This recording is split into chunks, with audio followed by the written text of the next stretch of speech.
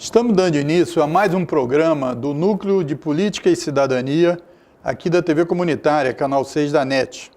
Você pode nos acompanhar assistindo a NET, se você for assinante, ou através do nosso sítio na internet, nosso portal www.tvcerrio.org.br. Está escrito aí no final da sua tela. Nós temos uma grata satisfação de receber mais uma vez aqui na TV Comunitária o companheiro jornalista, presidente da TV Comunitária de Brasília e diretor para o Brasil da Telesur, o companheiro Beto Almeida. Obrigado, Beto, pela sua disposição de estar aqui conosco, porque a gente queria debater um assunto muito importante, um assunto que saiu das manchetes aí da Rede Globo, sobre a situação na Venezuela. O nosso companheiro Beto Almeida esteve lá no mês passado e vai nos trazer as informações corretas da situação atual da Venezuela. Moisés, foi um prazer receber o convite para voltar aqui à TV Comunitária do Rio, 21 anos, né? 21? 21. Vocês são mais antigos aqui. Um pouquinho mais. São decanos. Um pouquinho. E, sobretudo, para participar do seu programa aqui do Núcleo de Jornalismo e Cidadania. Você já deu a deixa aí. A Venezuela, de repente, era todo dia a TV Globo batendo na Venezuela, que o Maduro era ditador. Aí, de repente, sumiu do noticiário. Sumiu quando? Por quê? Sumiu quando o ditador, que eles chamam, entre aspas, convocou uma Assembleia Nacional Constituinte. Eu nunca vi ditador. É um bom exemplo, né? Porque aí teria... Por que aqui também não convoca e acaba a crise? Exatamente. Então, quer dizer, eu nunca vi ditador recorrer ao voto. E aí eles começaram a insistir, ele pegou e falou, vou chamar eleições para governadores. E ganhou em 75% do território nacional. De 23 estados, ganhou em 18. Inclusive dos estados mais importantes, como Miranda, onde está a capital Caracas, né, que é mais populoso e tal. Então, nós temos aí uma situação que é o seguinte, a mídia brasileira, ela recebe ordens, ela é teleguiada dos poderes externos, sobretudo aqui nomeando os Estados Unidos, que querem impedir que a Venezuela tenha independência com o seu petróleo, porque os Estados Unidos, que sempre foram beneficiados, regalados com petróleo durante todo o século passado, todas as ruas de Washington são asfaltadas com petróleo venezuelano regalado. Quando chega o Chávez ao governo, eleito pelo voto popular, repetindo, eleito pelo voto popular, o Chávez acaba com essa farra. O petróleo aqui é para construir casas populares, para fazer saneamento básico, construir escolas, trazer 40 mil médicos cubanos para atender aquele povo que nunca na vida tinha tido um mínimo de atenção médica. E o país não tinha outra economia, não foi o petróleo. Quer dizer, lá se importava caixa de fósforos, se importava alface por aviões. Então, quer dizer, o Maduro continua a obra de Hugo Chávez, que faleceu, lamentavelmente, e nessa continuação, ele está enfrentando essas sanções do Trump, Donald Trump, que acha que a Venezuela não tem direito de escolher o seu próprio destino, só eles.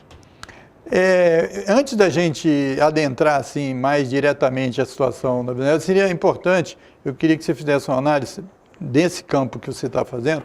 Então, a Venezuela saiu do foco da mídia, especialmente da Globo, porque a situação lá, obviamente, que ficou mais calma, teve mais unidade, né? Deve ter resolvido mais as questões políticas e isolado mais aqueles segmentos que estão contra uma alternativa realmente autêntica do povo venezuelano.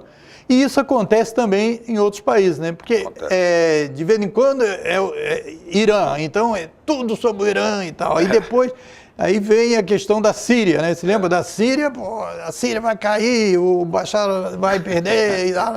E a mesma coisa que a União Soviética, a Coreia do Norte e tal. Então, existe toda uma política dirigida nesse sentido da cobertura? Há uma mídia sintonizada com os interesses do Pentágono, né? Com interesses estratégicos norte-americanos, Então, todos os países que desobedecem, que não são vassalos, eles viram alvo, viram inimigos. No caso da Venezuela é muito comum, porque o noticiário da TV Globo acabou quando a paz chegou. Quer dizer, a gente pode fazer algumas perguntas.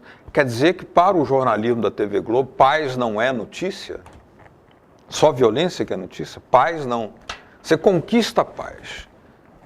Não é notícia. Maduro normalizou a situação com o voto popular, com a participação democrática das pessoas, e isso não é notícia? Poxa. Agora a Síria, que você lembrou bem, né? O último bastião, a última cidade que estava ocupada pelo Estado Islâmico, cujas lideranças foram retiradas por helicópteros dos Estados Unidos, que diziam estar combatendo o terrorismo, estavam apoiando o Estado Islâmico. Isso acabou. Praticamente o Bashar al-Assad não caiu. Ele se fortaleceu. Se fortaleceu. Até na análise de alguns comentaristas, como aquele rapaz que faz comentário na Globo News, etc. Se fortaleceu e uma coisa muito importante aconteceu. A Rússia deu uma ajuda substancial com a sua aviação.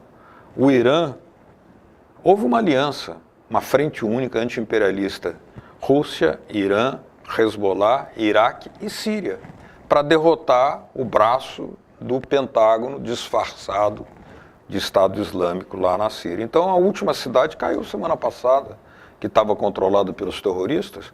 As aulas voltaram, estão reconstruindo o país, estão fazendo encanamento de água, tudo de novo, né? E agora o governo do Bashar convocou as ONGs, né, que iam lá muito para denunciar, convocou as ONGs para virem ajudar na reconstrução. Ninguém vai.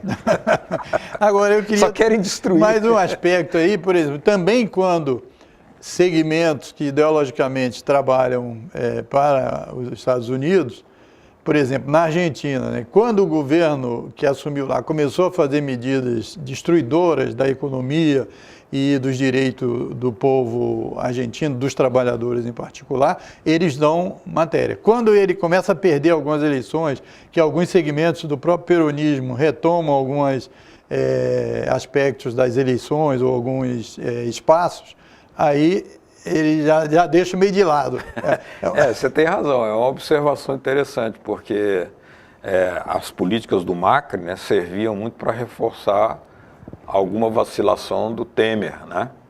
E no sentido de destruir direitos. Lá na era do peronismo, foram conquistados na era do peronismo, aqui na era do Vargas. Aplicando o neoliberalismo de forma selvagem. Terrível, selvagem, destruidora, avassaladora.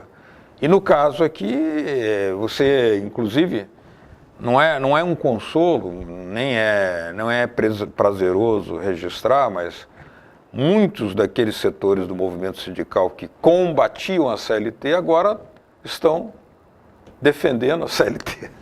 Eles diziam que a CLT era o AI-5 da classe trabalhadora. Chegaram a falar isso. Chegaram a falar isso. E agora estão pedindo a volta da CLT. Porque fora da CLT é isso aí que está aí. É isso aí. Trabalho intermitente, naquela meia hora de almoço, 15 minutos. Com Getúlio Vargas veio a jornada de trabalho, o descanso semanal, direito a férias, no 13º. 13º foi Jango, mas direito a férias, licença maternidade para uma... Tudo era Vargas. Vargas, que eles chamam de ditador, era isso aí. Direitos sociais expandidos para os mais pobres. Nada mais inclusivo que ter um salário mínimo, que ter uma carteira de trabalho. E inclusive, aí, nesse mesmo diapasão da questão da Argentina, o Equador, né? Eles estavam torcendo para que o presidente do Equador, Lenin Moreno. Não, eu sei, o anterior. O Correa. O Correa não fizesse sucessor, né? Pois é. Eles fizeram todo, e torcer, aí depois tirar. Então, não vamos divulgar mais nada. O Equador é uma situação complexa, porque há uma intervenção branca lá contra esse governo. Agora estão tentando separar os dois, né? O Correa do Lenin Moreno. O Correa está fora do país.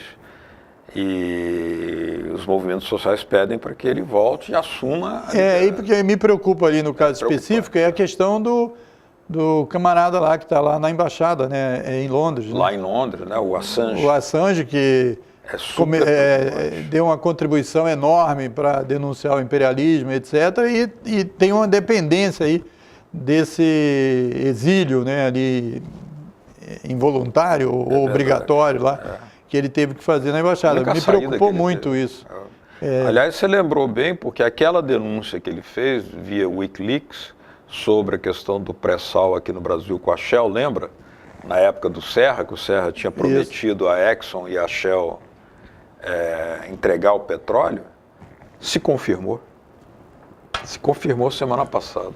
O The Guardian deu, o jornal inglês deu, que o ministro do Comércio Exterior da Grã-Bretanha veio ao Brasil, se reuniu com o alto escalão do Ministério da Indústria e Minas e Energia e alteraram o edital do leilão do petróleo pré-sal para favorecer as empresas multinacionais. Ou seja, o que o Assange, que você lembrou bem, denunciou, se comprovou totalmente. Então, agora voltando mais para a questão da visita que você fez lá na Venezuela, você veio de lá há um mês. Então, todo aquele processo, então seria bom a gente, para o pessoal, porque aqui nós somos muito desinformados pela Rede Globo, você sabe mais do que ninguém isso, e o nosso telespectador é importante ficar alerta sobre isso. Que havia toda uma discussão lá, querendo mostrar que o governo é um ditador, que não quer dar espaço para a oposição, atropela a oposição, etc. e tal. Quais foram as questões mais importantes desse último cronograma que teve lá na... Bom, primeiro que eu tive reunido com membros da Assembleia Nacional Constituinte da Venezuela. E lá foi feita uma assembleia, foi eleita uma assembleia com voto direto, secreto, inclusive lá a urna eletrônica tem impressão de voto, né? Na própria sessão de voto, se houver alguma discrepância entre o voto eletrônico e o voto impresso, você já para ali, já resolve o problema ali. Né? Então, o voto impresso cai numa urna indevassável. Né? Então, você não tem controle.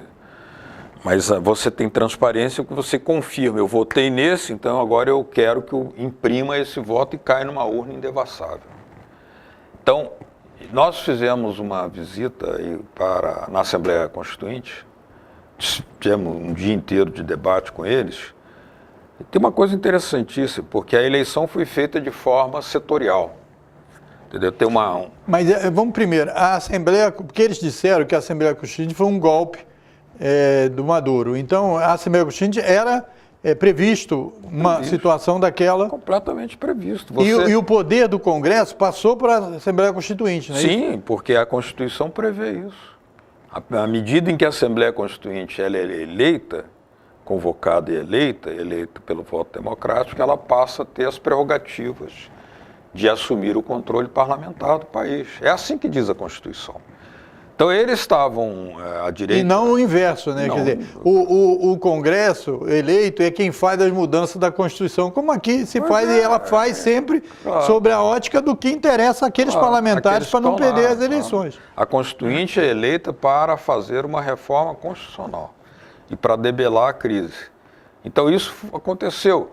E com uma composição que é muito interessante, porque tem a bancada dos operários, dos camponeses, dos afrodescendentes. Por exemplo, tem 22 índios, em 465 parlamentares, 22 são índios. No Congresso Brasileiro não tem nenhum índio. Nenhum índio. Tem mulheres, tem jovens, tem pessoas com necessidades especiais. E aí eles estão elaborando uma nova Constituinte, não deve demorar muito para terminar uma nova Constituição. É uma reforma, né? Porque não é mudança total. É um aperfeiçoamento. Né? E isso aí já causou um impacto na opinião pública. Aquelas violências que ocorriam localizadamente em alguns bairros ricos de Caracas, ricos, eram, em algumas esquinas, o foco da televisão fechava naquelas barricadas. E ali tinha o quê? 50, 100 no máximo manifestantes. E o que o Maduro diz, tem mais câmeras de televisões internacionais do que manifestantes. Aquilo ia para o mundo e parecia que aquilo era a Venezuela. A Venezuela, as fábricas estão funcionando, está se plantando, escolas sendo construídas, a elevação do padrão de saúde da população, uma constatação reconhecida pela Unicef, pela Organização Mundial da Saúde. O salário mínimo aumentou muito, é o maior salário mínimo da América Latina. Tem uma nova lei. Aqui estão destruindo a CLT. Lá na Venezuela, estão organizando o que seria a CLT de lá, chama-se LOT, Lei Orgânica do Trabalho. Lei Orgânica do Trabalho. E agora o Maduro acabou de sancionar a lei criando o SUS da Venezuela, porque lá não tinha nada. E o Brasil como uma referência. Isso o é Brasil é uma importante. referência, claro. Porque, aliás... Nas campanhas contra as doenças, no SUS, Total, nas cotas, total, uma série de questões que essa imprensa daqui não dá nenhum valor. Não, né? não percebe o tesouro informativo que nós temos diante de nós. Porque, veja bem, Hugo Chávez, uma vez num debate, ele dizendo, porque não sei o quê, aí um de nós falou sobre Getúlio Vargas, o grande Getúlio Vargas, ele disse, o grande Getúlio Vargas, general anti-imperialista, Hugo Chávez.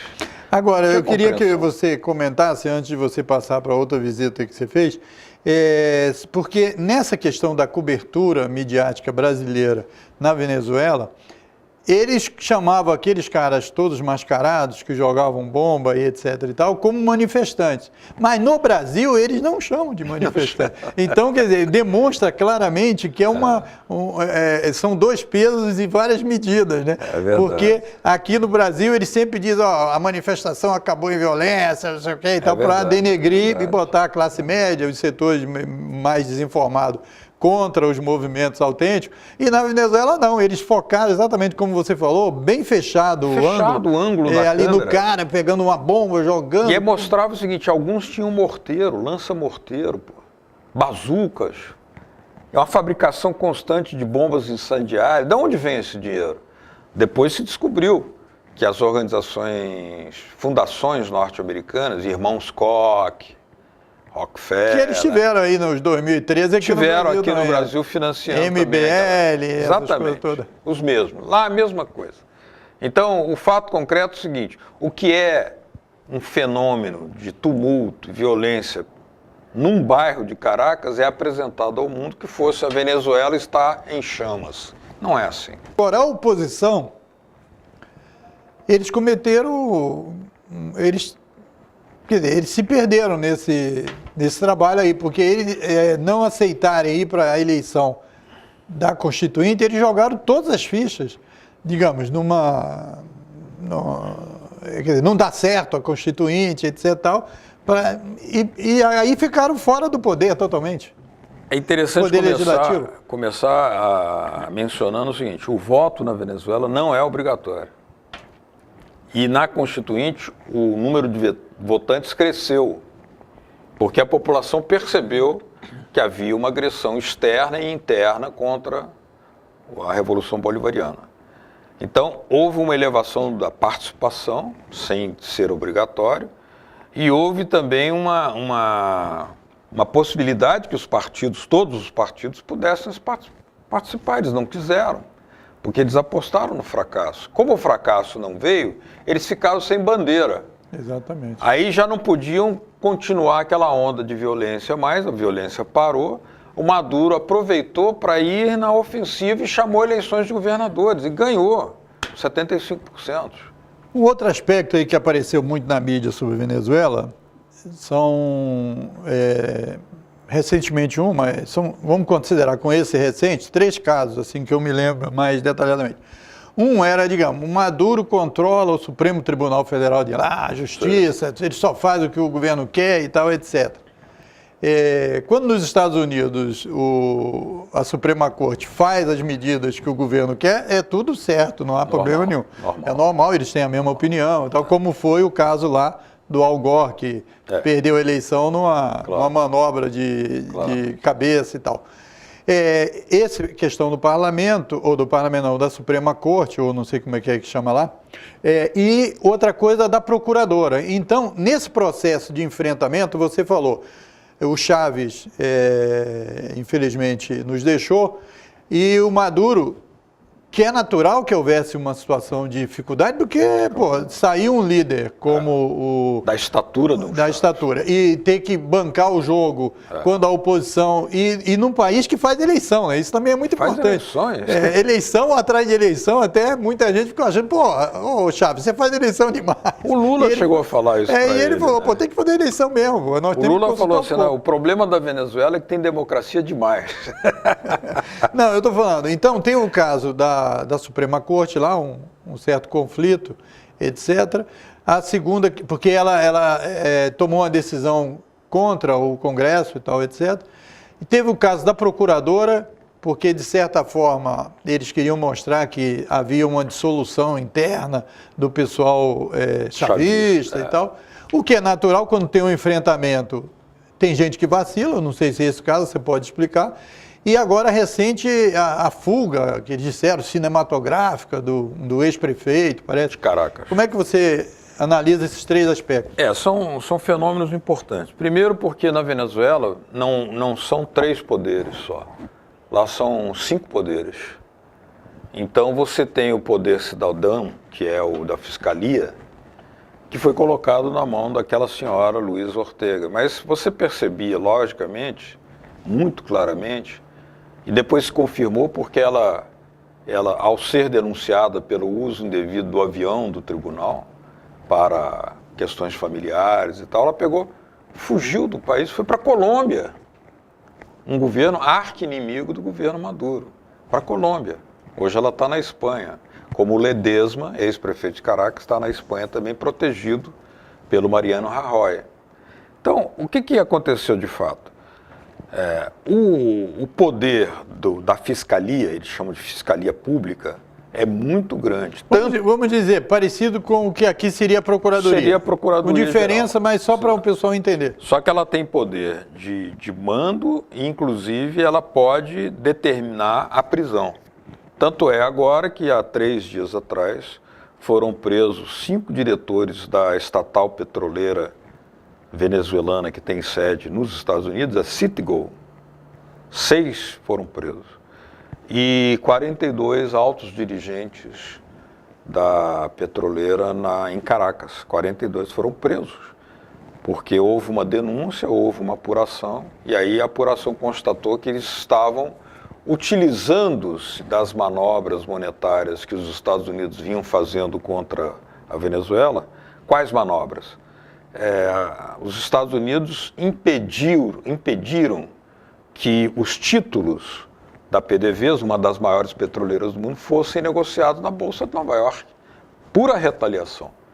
Aliás, contra até o próprio capitalismo, que prega a concorrência, livre concorrência. Qual o livre concorrência? Você não pode negociar títulos? Então, tiraram os títulos da PDVSA. Títulos ou ações? Títulos. Títulos, na verdade... Não é bem ação, né? Porque títulos tem valor de capital, tem valor de sem capital. investimentos, né? Sim. Quer dizer, aquilo é uma constante, né? Então você, por exemplo, você tem uma dívida, você tem um crédito, você então lança títulos para recompor. Aí o Trump percebeu e vetou que esses títulos fossem negociados na Bolsa de Nova York. Pois bem, o que o Maduro fez? Ele, primeiro, mostra que lá não se tenta proteger o ato ilícito. Tanto é que foram presos aí mais de 50 altos dirigentes do setor petroleiro da Venezuela.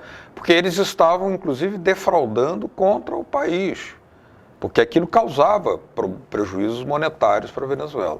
Mas, além disso, Maduro não ficou nessa medida. Ele aposentou o dólar e o petróleo venezuelano hoje é negociado, é cotizado internacionalmente no valor da moeda chinesa ou da moeda russa, o rublo. Então você já não depende mais do dólar, entendeu? Você não tem que emitir dólar, comprar dólar para fazer negócios. A tendência, Moisés, uma previsão de muitos especialistas, eu também acho que deverá acontecer, é uma diversificação de mercados da Venezuela, passando a ampliar as suas relações com a China, sobretudo, com a Eurásia. Houve um acordo muito grande com a Turquia também.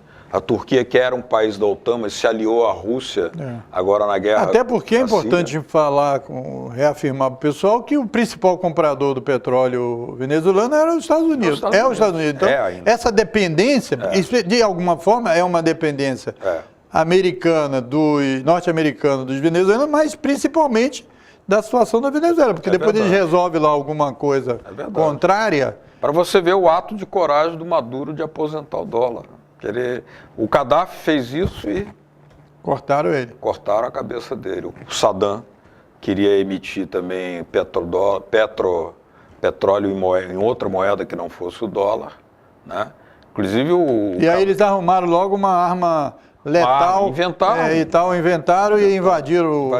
Até hoje levaram aquele panaca lá em inglês, lá, aquele garotinho lá. Até hoje não apareceu, né? Não não existe. Ele admitiu que, pelo menos o inglês lá, eu esqueci o nome dele. Tony Blair. Tony Blair admitiu que teve informações.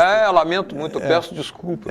Depois que destruiu... 1,5 milhão de mortos vai pedir desculpa depois, aquela montanha de cadáveres. Né? Agora, a Suprema Corte lá da Venezuela que você falou, as medidas dela foram totalmente dentro da legalidade. Estão sintonizadas com a Constituição. Não há problema. O que houve foi o problema da Fiscalia, porque ela realmente, aquilo que você falava, ela representava uma dissensão interna no chavismo.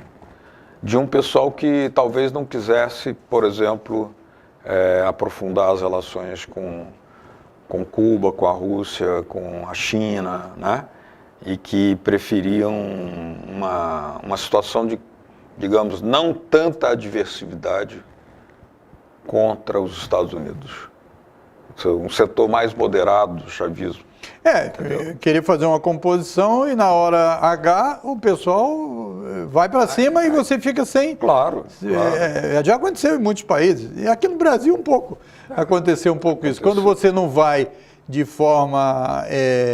fazendo aliança, sim, mas ir na raiz para garantir a manutenção daquela situação favorável ao povo. Você pode fazer aliança, ao mesmo tempo você tem que agir baseado na mobilização popular para criar um fato novo, uma nova relação de força. Senão, você fica dependendo das alianças. Aí fica naquela questão, como é que é? O poder vai para um, para outro. Aquele negócio que eles falam muito, a democracia, a alternância do poder. Como se isso fosse tira o couro do povo, aí ganha alguns anos. Tudo bem. Olha aqui, a alternância do poder no Macri da Argentina foi a destruição de direitos. Não, e aqui no Brasil... E aqui também. Aqui não foi alternância. 13 anos de poder popular, etc. Tal. O que se tirou dos empresários? Absolutamente quase nada, vamos dizer assim. Ganharam muito. Ganharam muito. Aí, 3 meses de Temer, destruiu. Destruiu tudo. O Brasil voltou para o mapa da fome da ONU, Moisés. Exatamente. E a questão nacional, né? Muito mais grave. Alcântara, Amazônia. Programa nuclear. Programa nuclear, o Otton, etc. O almirante Otton preso. Poxa, é uma coisa, um herói nacional preso. Agora, a gente eu acho que no finalzinho a gente vai ter condição de falar um pouco do Brasil, mas voltando à Venezuela, então você falou que visitou o pessoal da Assembleia Nacional Constituinte. Visitei os meios de comunicação, que aí é um capítulo à parte. Isso, e os meios de comunicação lá, como é que, aquelas imagens fechadinhas que apareciam na Globo, que é coisa de agência de notícias, certamente, americana e tal, não sei, ou da Globo mesmo, como é que o povo venezuelano tomou ciência daquelas escaramuças que aconteceram e tem que acontecer mesmo e ser enfrentado? O povo tem se comportado de maneira muito sábia, né? Porque se a grande maioria da massa pobre, chavista, quisesse ir ali fazer um enfrentamento físico, é uma coisa de consequências imprevisíveis. Claro. Né? Você imagina uma multidão de chavistas e pegar os granfinos do bairro de Altamira. Claro. Então, o Maduro mesmo pedia calma, pedia prudência. Moderação. E pedia às forças de segurança para não usarem armas letais. Só teve um caso de uso de ferimento a bala de borracha, que veio a óbito. Sabe por quê? Um desses garotos que está pelo meio da rua, 16 anos, Aí você volta lá, o cara cheira cola, não sei o quê. Aí você, vamos invadir o Forte Tiúna. Em qualquer parte do mundo, se você for invadir um quartel, você vai ser recebido a bala, não vai? Claro. Ou aqui, a menos que alguém queira entregar as balas e as armas para os caras. E esse menino foi colocado na cabeça dele que ele tinha direito de pular o muro e invadir o quartel para lançar um coquetel molotov. Aí o cara deu um tiro nele de bala de borracha, mas como era pequena a distância, ele veio a falecer. Mas mesmo assim o Maduro mandou abrir uma sindicância para apurar se não houve excesso, se não houve... Né? Agora, em qualquer parte do mundo, você tentar invadir quartel, é pena de morte, é atestado de óbito. Né? É uma loucura isso. Né? Mas o garoto foi estimulado... Não, e os que fizeram isso aqui no Brasil e tal, sabiam também, né, da situação real. Isso estou falando lá em anos anteriores, bem atrás. Bom, aí era outra etapa. Não, mas a pessoa, quer dizer, os grupos que assumem esse tipo de atitude, corriam um risco eles consciente. sabem exatamente, eles não ficam depois reclamando, poxa, me deram um tirinho, etc. Isso era bala trocada, tipo guerra e tal, etc. Agora, o povo está aprendendo muito, Moisés, a lidar com a manipulação dos meios de comunicação. Isso que eu queria falar. E existe os meios de comunicação que levantam esse debate real e dão espaço para a discussão e mostrar a realidade e tal? Bom, a Telesur já tem 11 anos. A Telesur, não só, ela já adquiriu uma experiência sobre atuação em períodos de golpe muito grande, que ela teve no golpe de Honduras. Ela estava dentro da Embaixada do Brasil com o ex-presidente Zelaya sitiado. A câmera da Telesur estava dentro. Ela estava na invasão da Líbia. Nós fomos, a Telesur, a única TV que posicionou a antena parabólica na direção contrária das outras televisões do mundo ocidental, porque todas elas esperavam a chegada dos aviões. Por quê? Porque elas sabiam que o país ia ser agredido. E a Telesur mostrava em outra direção, entendeu? Para mostrar o outro lado da questão, a destruição de creches, hospitais, escolas, tudo aquilo que ia acontecer, uma matança. Então, por isso a equipe de jornalistas da Telesur correu risco de vida lá, na Líbia. Pois bem, hoje na Venezuela a Telesur mostra ao mundo uma outra realidade, coloca um debate tremendo, né, sobre essas questões que estamos falando aqui. E uma vez até um amigo meu me perguntou, né, eu quero saber o seguinte, você chegou da Venezuela, está faltando ou não está faltando papel higiênico lá? Isso é que me interessa. Eu falei assim, bom, se você acha que um processo político revolucionário pode se restringir a ter papel higiênico ou não, porque papel higiênico um grande empresário esconde. Por falar nisso, os médicos nem recomendam o uso do papel higiênico. Pois é. Você tem que usar água e tal, etc. Então, quer dizer, isso aí é uma coisa... O cara não entende, inclusive, do... Exatamente. Tem a nova visão de saúde, né, na questão. Então, é muito interessante isso, porque surgem mitos, entendeu? E o Maduro está enfrentando todo tipo de coisa. Então, para a questão do desabastecimento, ele montou um sistema com as Forças Armadas de distribuição de alimentos para as regiões mais pobres do país. Então, quer dizer, tem problemas de abastecimento? Tem, porque os grandes empresários têm capacidade de esconder, né, e, ao mesmo tempo, aumentar o preço. Eles escondem, escasseia, eles aumentam o preço. E a gente teve a experiência no Plano Cruzado aqui no Brasil, como é que se fez?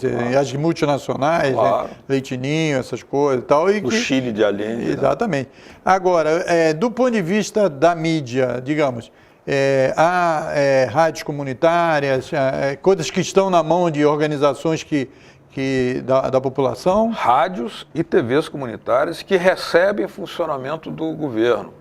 Inclusive, recebe financiamento do Estado para a compra de equipamentos, para aperfeiçoamento de recursos humanos, podem utilizar satélite, aqui no Brasil é proibido, né? Lá eles têm apoio financeiro do Estado, né? E na compra de equipamentos, financiamento a perder de vista, como é também o caso das casas populares que são entregues a um preço módico de R$ 25,00 por mês. 25 bolívares por mês, que é praticamente E você se reuniu com esse pessoal da mídia? Totalmente. Impressa e rádio, impressa. TV... Lá, por exemplo, tem um jornal chamado Cidade Caracas, que todo dia tira 350 mil exemplares e a distribuição é gratuita, como o Lênin queria. O Lênin queria montar o monopólio estatal dos anúncios privados, que mostra que ele não pensava em estatizar tudo inicialmente, mas ao mesmo tempo ele arrecadava os anúncios privados, o dinheiro ia para o Estado, com o dinheiro do Estado ele imprimia jornais para distribuição gratuita para operários e camponeses. Essa era a ideia do Lênin. Lá na Venezuela se usa através da prefeitura, a prefeitura assume o direito de informar, de ser informado do cidadão e a obrigação de informar do Estado. E distribui no metrô de Caracas, uma beleza. Você ali no domingo, ali no Boulevard, no Mas é um jornal mesmo que cobre tudo, não é um jornal só específico. É um jornal que compete com esses outros ditos comerciais. Não é um relatório, não é um panfleto, é um jornal. Ele compete com os jornais. Aliás, os grandes jornais da Venezuela, os maiores, o Universal e o Nacional, eles tiravam cerca de 400 mil exemplares. Hoje não tiram 40 mil. Porque perderam a credibilidade. É só nos bairros também São 18, quase 19 anos atacando o chavismo. E nesses 19 anos a Venezuela fez 24 eleições, das quais ganhou 22. Perdeu 2 e respeitou a derrota, democraticamente. Essas coisas não aparecem na TV Isso, Globo. Então vamos falar de uma coisa que eu me lembrei agora, que é a questão lá do Acre. Me parece que é o Acre, ou Rondônia e tal, que faz fronteira com a Venezuela. Roraima. Que eles estão dizendo lá que tem lá 10 mil pessoas acampadas, uma situação difícil. Até a população que foi entrevistada por esses órgãos falou, olha, tem que arrumar uma solução para essas pessoas e tal. Se você impede até que elas vendam alguma coisa no sinal, etc., você vai jogar as pessoas na criminalidade ou qualquer outra coisa e tal. Parece que é uma situação difícil nessa área lá da fronteira, né? Aí tem que ver como é que isso está sendo enfrentado. Tem que pensar, é difícil que um governo com essa insensibilidade social do Brasil, né, tenha a capacidade de uma solução adequada, né, para um problema dele. Porque, veja, crises humanitárias, elas ocorrem. Nós tivemos, há alguns anos, uma leva de haitianos, né, que foram para o Peru, depois vieram para cá. Agora os refugiados da Síria, por causa da guerra, foram para a Europa. O Brasil sempre trabalhou isso, que a política externa brasileira e com relação a refugiados, nós temos dirigentes, inclusive, que foram da ONU, né, que dirigem para outros mundos, etc. Tal, e eles deram uma solução junto com a igreja, né, com a igreja, principalmente a católica e tal. É verdade. E eu estou falando assim, essa crise de desabastecimento, você falou que está sendo enfrentada pelo governo. Está sendo enfrentada, mas evidentemente, quando você cria quase que um colapso, você nem tudo funciona bem, né? Claro. Nem tudo funciona bem. Então você tem algumas regiões que tem fila, tem algumas regiões, por exemplo, aqui na fronteira com Roraima, é uma região mais erma, né? É quase... a única cidade que tem ali é Santa Helena do Airém. É a única cidade, não é uma grande cidade. Mas, evidentemente, se houve o desabastecimento lá, as pessoas olham o Brasil, quem sabe no Brasil eu tento conseguir. São pessoas mais frágeis do ponto de vista profissional, econômico, que querem, às vezes, tentar só. Assim como levas de brasileiros foram para os Estados Unidos. Porque eles ficam reclamando disso, mas eu estou falando assim, o que eles querem que o governo faça? Então, fecha as fronteiras? Aí vão dizer que é ditador, que não quer deixar as pessoas. Ou pega assim, toma as empresas dos empresários que estão fazendo sabotagem. Essa é uma boa ideia. Não, eu sei. Pode ser que tenha que fazer isso. Acho que está chegando. Eu sei, mas eu estou falando que o governo tem procurado... Quer dizer, não tem nem credibilidade a mídia, porque não entra num assunto concreto. O que está acontecendo realmente, o governo... Ouvir o governo, o que o governo está propondo. É verdade. Para poder ter... Como analisar essa situação. Há uma situação real... Isso aí, ninguém está negando que há uma situação. Verdade. E o governo, inclusive, está tomando medidas lá. Então, eu acho que eles tentam pegar alguns aspectos para desenvolver a sua política de destruição. Né? É verdade. O fato concreto é o seguinte, o Brasil e a Venezuela, na época do Chávez e do Lula, multiplicaram suas relações comerciais 5 vezes houve uma intensa colaboração, cooperação entre os dois países. Agora, com a mudança aqui, houve uma recessão econômica no Brasil, né? Enquanto a Venezuela já está lançando o seu terceiro satélite, já está descobriu mais petróleo, né? Na faixa do Rio Orinoco, é a maior jazida petrolífera do mundo, maior que da Arábia Saudita. Por isso ele é tão cobiçado. Se a Venezuela fosse zero petróleo, não tinha tanto... Ninguém chuta cachorro morto, né? O povo já diz isso. Ela é Se está na mídia é porque tem algum interesse aí por trás, né? Então, quer dizer, o governo Temer não tem moral para fazer críticas ao governo Maduro, absolutamente. Eu vi o Temer chamando o Maduro de ditador um dia desses. O Maduro disse assim, quantas eleições eu tenho que fazer para provar para você que eu... Exatamente. Agora, além da Assembleia Constituinte, dos meios de comunicação que você visitou, quais outros aspectos de lá que você acha que é importante? É uma coisa que eu observei bem pelas ruas de Caracas, porque você anda, né? Não fica só ali, né? Quer andar para ver com o povo e tal, né? E aí você nota o seguinte, tudo funcionando, muitos ônibus chineses, ônibus novos, né?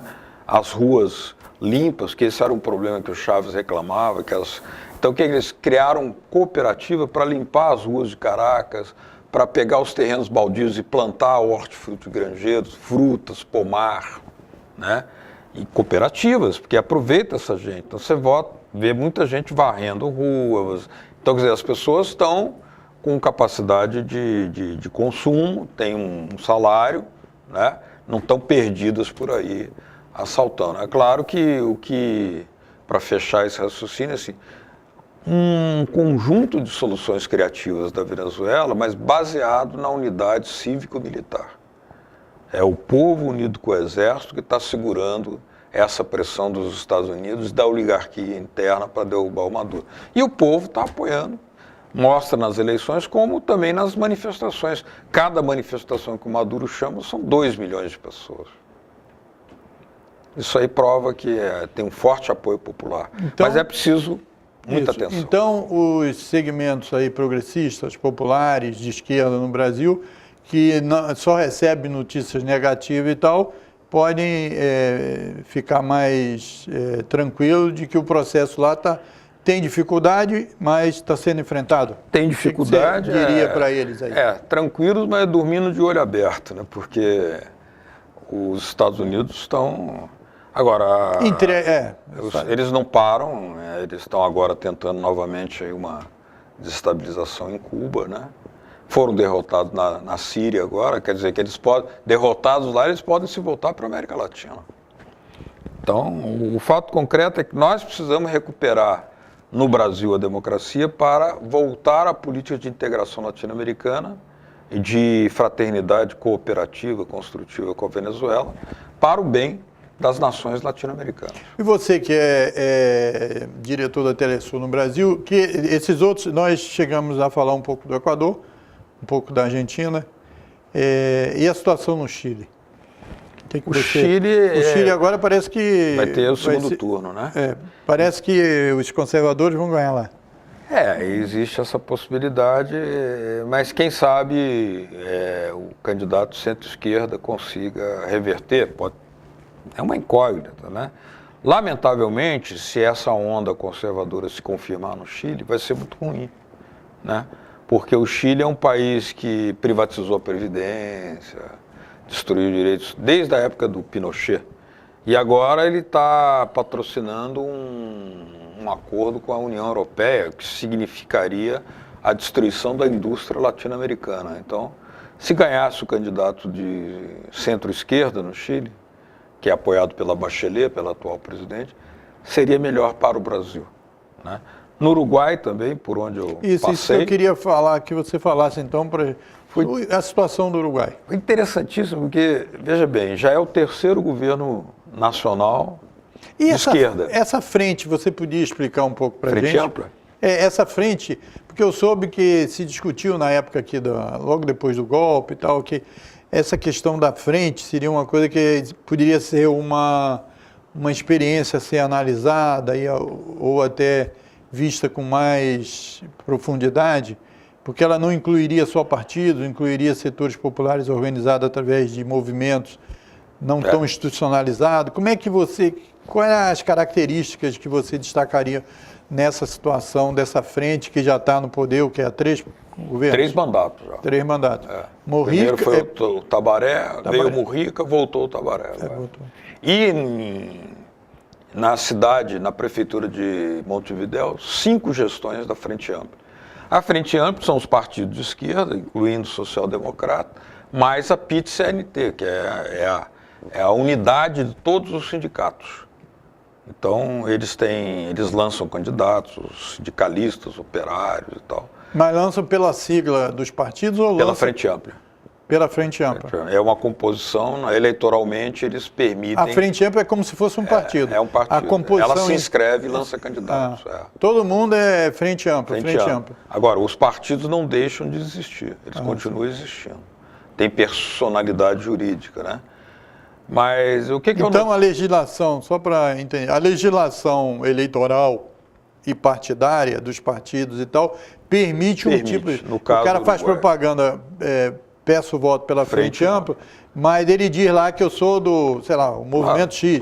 Claro. Como aqui, a Frente Brasil Popular, mas tem os partidos. Eu sei, mas a Frente Brasil Popular aqui no Brasil ainda não pode ser candidata. Ainda não, porque a legislação aqui é mais avançada. Isso, exatamente. Lá é mais avançada.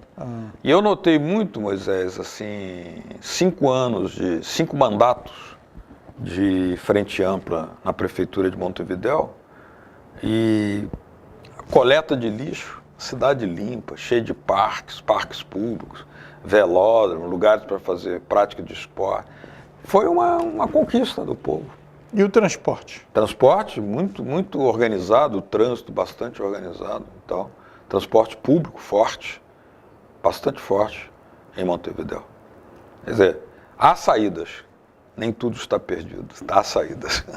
Você tem alguma notícia de Nicarágua e da região, lá daquela região? Nicarágua está fazendo um canal com apoio da China, que, juntamente com o Porto de Mariel, construído em Cuba com apoio do Brasil, né, com financiamento do BNDES, construído pelo Getúlio Vargas, quer dizer, um instrumento criado pelo Getúlio Vargas ajudou a fazer uma revolução produtiva dentro da Revolução Cubana, que agora se combinará quando concluir-se o canal, novo canal, ali naquela região centro-americana, que vai passar pela Nicarágua. Inclusive, aproveitando o lago da Nicarágua, o trecho é bastante mais fácil de navegar. O trecho de terra a ser aberto é menor.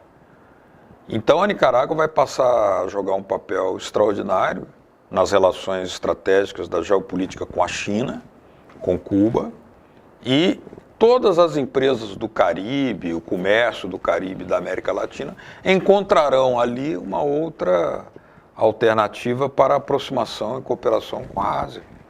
Então, é um fato importantíssimo, que é a engenharia chinesa que está construindo esse canal na Nicarágua.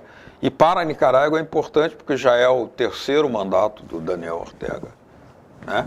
Daniel Ortega. Porque o Daniel Ortega, que conduziu a frente sandinista, eles, eu não sei se foi no primeiro mandato ou no segundo, teve uma crise lá que eles usaram questões pessoais dele, sei lá, e para ele perder a eleição. Não sei, eu acho que perdeu até a eleição e depois retomou, não foi? Lá em 1990, né? Perdeu. Em fevereiro de 90 ele perdeu, mas depois ele voltou e foi reeleito, e agora eleito e reeleito.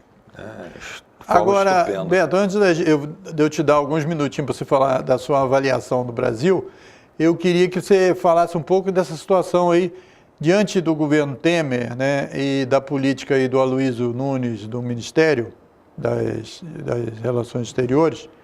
Eu participei, quer dizer, a TV foi lá cobrir um evento dos BRICS aqui, não dos BRICS, um evento feito pelo Clube de Engenharia e de outras instituições, onde o Samuel Pinheiro Guimarães foi falar e o ex-representante do Brasil no FMI, Paulo Nogueira Batista Júnior.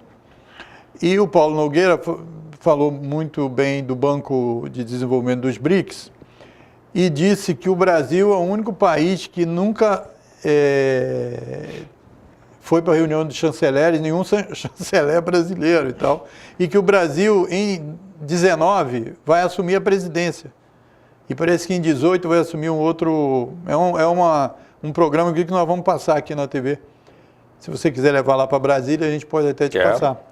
Certo? Como é que que informações você tem aí dessa questão da Rússia, em particular, a relação com os Estados Unidos, aquela investigação que está sendo feita nos Estados Unidos e tal? Qual é a visão aí que os setores progressistas têm que ter melhor disso? Primeiro que eu acho importante que a TV comunitária aqui do Rio tenha gravado esse evento, esse seminário, né? Porque são duas pessoas... Clube de Engenharia. São muito qualificadas, né? Do embaixador Samuel Pinheiro Guimarães e o Paulo Nogueira Batista Júnior, filho do velho Paulo Nogueira. O Samuel fez um elogio ao Paulo Nogueira foi o cara que teve a coragem de denunciar o consenso de Washington, que o Fernando Henrique assinou, que era essa entrega toda que está acontecendo agora, vem do consenso de Washington. O Fernando Henrique foi o único brasileiro a estar presente e co-honestou ali um plano de destruição do Brasil. Então, os BRICS são um arranjo super interessante, né? E que mostram que nós temos que nos unir não só internamente, como no plano mundial com aqueles que podem ser nossos aliados. Que é a Índia, Rússia, África do Sul, China, África do Sul e Brasil. O Brasil está sendo omisso, até porque a política agora de subserviência dos Estados Unidos obriga a um certo distanciamento da China e da Rússia. Ainda não aconteceu uma ruptura. Talvez os Estados Unidos quisessem que o Brasil se retirasse dos BRICS. Isso não aconteceu. E, de certa forma, a China tem mantido seus investimentos aqui no Brasil, inclusive na CEMIG, agora recentemente.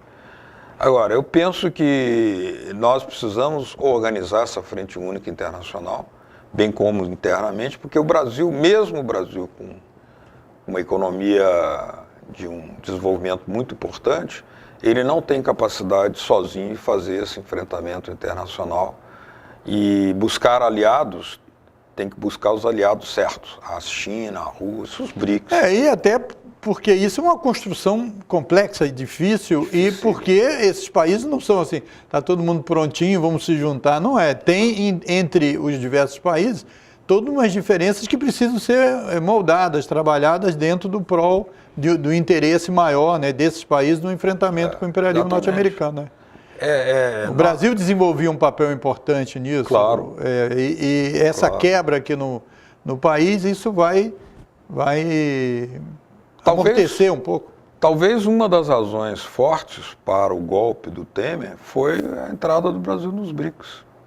Porque o Brasil nos BRICS, ele servia de ponte para a maior presença dos BRICS na América Latina, inclusive com o seu Banco de Desenvolvimento, que é um banco, inclusive, com muito capital, né, que busca projetos produtivos, que é tudo que a América Latina precisa, para ter ferrovias, portos, estradas. Esse país não se comunica. Precisou que chegasse o Lula ao governo para ter a primeira ponte com o Brasil e Peru. É um absurdo. Agora, Beto, nós estamos encerrando aqui e a gente queria que você, então, fizesse uma avaliação aí sobre como é que está a questão da luta política aí do segmento progressista, né, dos setores que estiveram durante 13 anos conduzindo os destinos aí do Executivo, parlamento de alguma forma, mas não com um espaço maior que pudesse, ali teria que compor mais, etc. Como é que você está vendo essa situação do início lá do golpe e depois agora? Como é para 2018? Como é que você pode contribuir um pouquinho aí nesse final do nosso programa?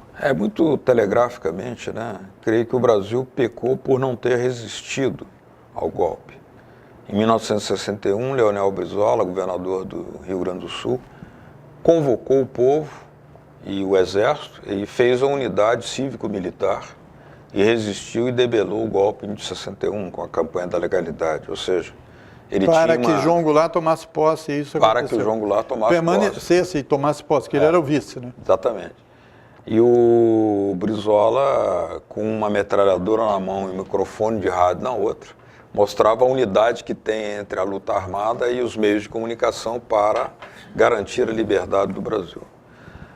Nós não nos baseamos nessa experiência, a presidenta Dilma não chamou sequer a uma cadeia nacional de rádio e televisão para se defender, foi golpeada sem ter nenhuma acusação concreta contra ela, e aí o resultado está aí, destruição do CLT. É importante CLT. que o chefe do parlamento está atrás das grades, né? Bom, um dos articuladores do golpe está preso, né? O Gedel também está preso. Mas, enfim, o desastre é muito maior do que a prisão do Cunha e do Gedel. Então, nós vemos agora, embora exista uma incerteza forte, há uma tendência dos vários setores, inclusive com praticamente a saída do PSDB do governo Temer, a tentativa do PSDB de lançar candidaturas. Se as direitas, as várias direitas, se lançam candidatos, né, à presidência da República, segundo a Constituição, em 2018, isso significa que deverá haver eleição, porque isso não estava certo, se ia haver ou não.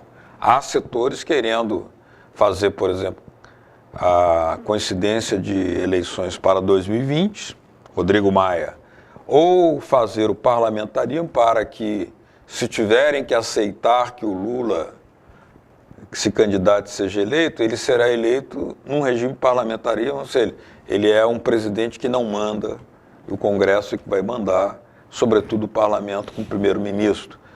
É uma diluição dos poderes do presidente Lula. De toda sorte, creio que mais do que nunca é preciso apostar na unidade das forças populares, das forças progressistas, mais amplo possível, para garantir eleições, para garantir o direito do presidente Lula a se candidatar e que o povo decida se quer que ele volte ou não. E você acha que, encerrando, essas experiências da Frente Brasil Popular, Frente Povo Sem Medo, etc., por aí dá para ir construindo ou você vê que precisa ter uma outra situação mais radical? Que tem que ser mais ampla a frente. Eu acho que só a Frente Brasil Popular ou só a Frente Brasil Sem Medo, elas não... Você acha que aí teria que abarcar, como você falou, a questão militar e outros segmentos que não estão nesse... Claro. Por exemplo, é sabido que há muita insatisfação em setores militares em relação ao convênio feito para entregar ou alienar a administração da base de Alcântara para os Estados Unidos. E as pressões para paralisar também o programa nuclear brasileiro, feitas de fora, isso causa insatisfação no seio militar. Então, mas isso não teria que ter uma repercussão, então, nos movimentos sociais? Porque antes tinha aquele comitê em defesa da Amazônia, se fazia muito, principalmente em torno da ABI, né, do Barbosa, teve vários movimentos assim, nacionalistas específicos, etc. Mas diante de todas essas notícias que correram aí sobre essa entrega meio disfarçada, né, de um convênio para os Estados Unidos estarem presentes em atividades na Amazônia, e essa coisa da base de Alcântara, e a própria entrega do pré-sal, etc., os movimentos ainda foram muito aquém, não? A saída é pela eleição, pelo voto popular. Porque, veja bem, você não há condições hoje, nós não estamos mais na época do General Lott. Que saudade do General Lott, que falta que faz um General Lott. Mas nós já tivemos General Lott, General Buquerque Lima, General Andrada Serpa, todos nacionalistas, anti-imperialistas, Euler Bentes, que foi candidato a presidente da República, inclusive. Então, nós precisamos de oferecer uma alternativa dentro da Constituição para reverter todo o programa, inclusive para anular toda a destruição que foi feita, revogar toda essa privatização. Você quer dizer o seguinte, nós temos que trabalhar para as eleições de 2018 e caso por algum motivo o Lula não possa ser candidato, que haja uma unidade para que tenha um candidato comprometido com esse programa, com Programa desfazer nacionalista, toda essa... Revogar. Revogar os retrocessos revogar. todos e tal, é isso? Inclusive o senador Requião propôs um plebiscito revogatório. É. O povo decide se quer entregar a Previdência, entregar a CLT, entregar o pré-sal, ou se quer manter isso nas mãos do brasileiro. Eu estou convencido que o povo brasileiro quer ser democraticamente soberano, independente e altivo, como é da sua história. Às vezes tem uns traiçoeiros que aparecem aí, mas nós vamos recuperar o nosso caminho democrático. Beto Almeida, muito obrigado. Obrigado a pela você, sua Moisés. presença aqui na TV. Você sabe Obrigado. que aqui você é quase que você já é mais do que um sócio honorário, certo? Agradeço. Você aqui está sempre muito bem-vindo e você sempre traz notícias importantes, fatos, análises como essas que nós acabamos de presenciar aqui nessa gravação. Queríamos agradecer não só ao Beto Almeida, que já agradeci, mas a você que teve a paciência de nos ouvir aqui, de nos assistir no programa do Núcleo Política e Cidadania aqui da TV Comunitária, que você pode acompanhar diariamente no canal 6 da NET Rio ou através da internet no portal www.tvcrio.org.br, que você está vendo escrito aí no rodapé da tela. Obrigado e até o próximo programa.